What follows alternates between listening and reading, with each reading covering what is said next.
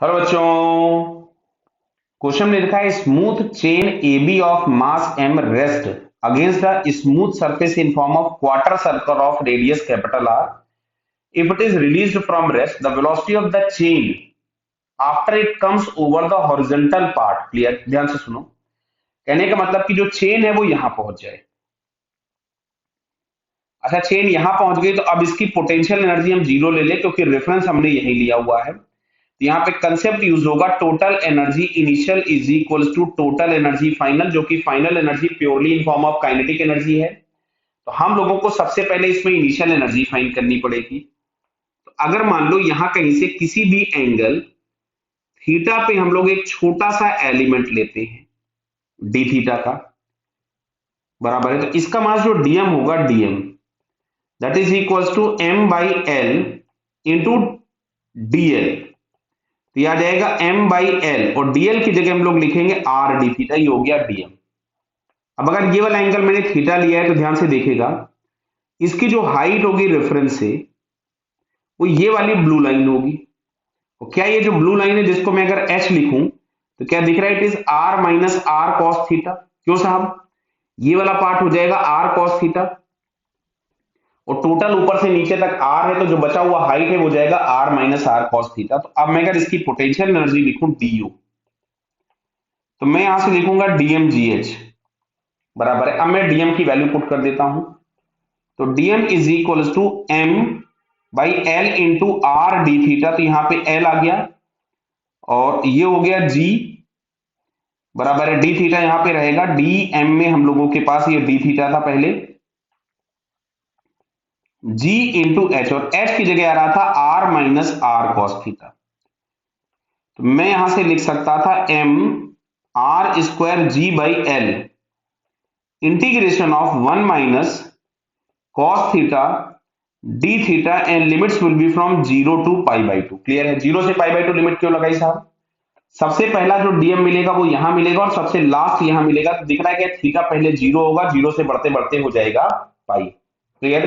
तो चलो जरा हम इसको इंटीग्रेट कर लेते हैं पहले। ये हो गया M R square G by L, इसका वन के साथ आ जाएगा डी थीटा। चलो मैं लिख दे रहा हूं एक टर्म और, D theta minus cos theta d theta and limits will be from 0 to pi by 2। Limits will be from 0 to pi by two. तो ये हम लोगों के पास आ रहा है M R square G upon L, और यहां तो आ गया डी थीटा का इंटीग्रेशन थीटा हो जाएगा, लिमिट्स लगा लिया। कॉस का इंटीग्रेशन मिलेगा आपको sine, and limits will be from 0 to pi by two. तो बटा दिख रहा है sine pi by two one हो जाएगा और साइन जीरो जीरो हो जाएगा। तो फाइनली हमारे पास ये आ रहा है M G R square by L pi by two minus one. अब देखो यहाँ जो एल है वो एल बराबर क्या, पाई आर बाई टू है। आपको दिख रहा था क्वार्टर सर्कल पे था, तो मैं एल की जगह पे पाई आर बाई टू रख दूंगा। तो फाइनली मिलता है एम जी आर स्क्वायर, और एल की जगह मैंने लिखा पाई आर बाई टू, बराबर है। तो टू हम लोगों के पास ऊपर चला जाएगा। क्लियर? ऑप्शन देख ले, ऑप्शन ऐसे ही दिए हुए हैं तो हम इसमें कोई एलसीएम एलसीएम नहीं ले रहे हैं। ये हमारे पास आ गया पाई by two minus one. Clear है? देखो इस आर से ये आर कैंसिल हो गया, तो टोटल एनर्जी इनिशियल हम लोगों को मिलती है M G R two M G R upon pi into pi by two minus one.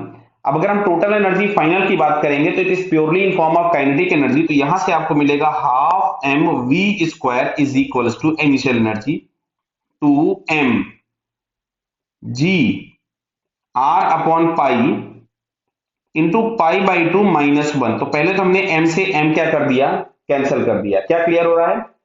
तो अब इसमें अगर हम लोग देखें तो हम लोगों से पूछा क्या गया क्वेश्चन में, वेलोसिटी पूछी गई है ना शायद, कि what is the velocity of the chain when it comes on the horizontal part. तो हॉरिजॉन्टल पार्ट पे आ जाएगा तो इसका वेलोसिटी कितना होगा। तो एक काम करते हैं, टू तो पहले मैं मल्टीप्लाई कर देता हूं, तो ये हमारे पास हो गया फोर जी आर अपॉन पाई।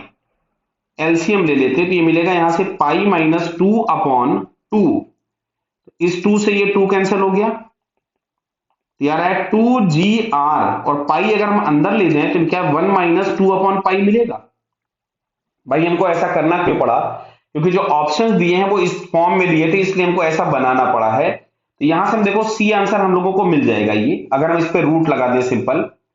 अब यहाँ पे अगर हमको v बराबर पूछा गया था तो it is under wood of 2 GR whole bracket 1 - 2/पाई।